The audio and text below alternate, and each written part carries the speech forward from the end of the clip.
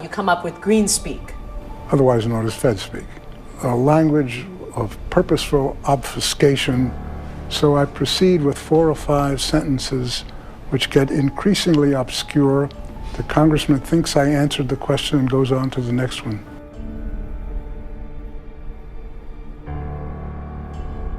People don't feel like these numbers are right. I would say, the answer is I don't know. There are some cases where it wasn't just being wrong. No, sure. If there's bad behavior, then bad behavior should be punished. There was nothing. There was not criminality, but there was civil wrongs in Goldman Sachs, which we paid fines.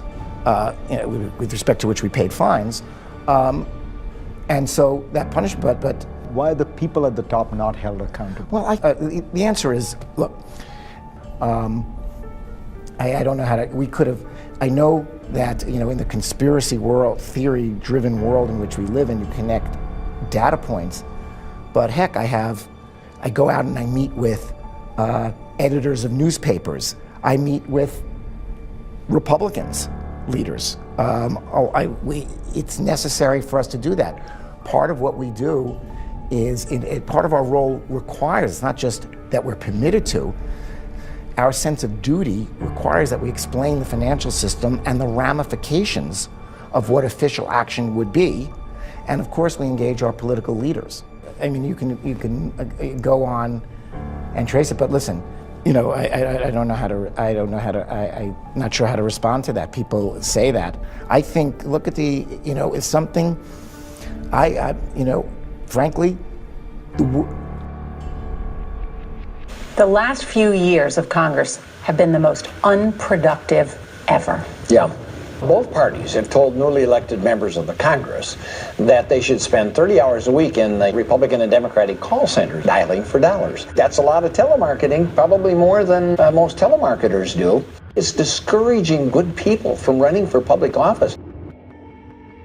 As a sitting member of Congress, your first responsibility is to make sure you hit $18,000 a day. Cold calling a list that fundraisers put in front of you. A cult-like boiler room on Capitol Hill. It's shameful. It's beneath the dignity of the office that our voters and our communities entrust us to serve. That's more time calling and asking for money than constituent work or floor work in Congress.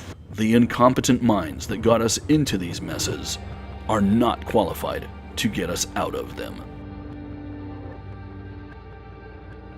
Inspector Coleman, you're the Inspector General for the Federal Reserve, right? Okay. That's correct. Well, I have a copy of the Inspector General Act here in front of me, and it says, among other things, that it's your responsibility to conduct and supervise audits and investigations relating to the programs and operations of your agency. That's correct. So I'm asking you if your agency has, in fact, according to Bloomberg, extended $9 trillion in credit, which, by the way, works out to $30,000 for every single man, woman, and child in this country. I'd like to know, if you're not responsible for investigating that, who is? In terms of who's responsible for investigating, would you mind repeating the question one more time?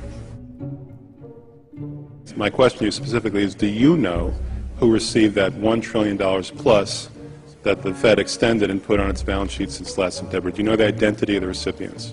I do not know. So are you telling me that nobody at the Federal Reserve is keeping track on a regular basis of the losses that it incurs on what is now a $2 trillion portfolio?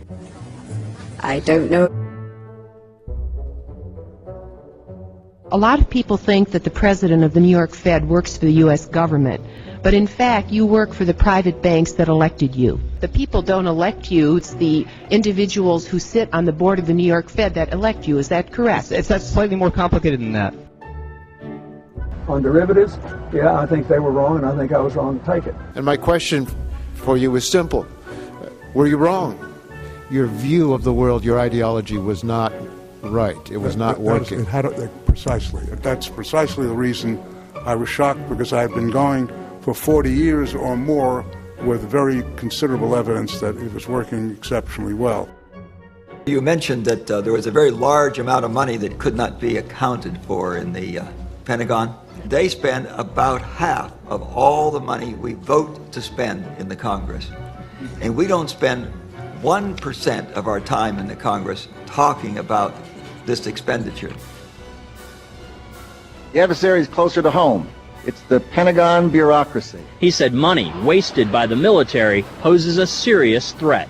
More money for the Pentagon when its own auditors admit the military cannot account for 25% of what it already spends. According to some estimates, we cannot track $2.3 trillion in transactions. In fact, it could be said that it's a matter of life and death. 20 years ago, Pentagon employee Franklin C. Spinney made headlines exposing what he calls the accounting games. He believes the problem has gotten worse. Those numbers are pie in the sky. The books are cooked routinely year after year after year.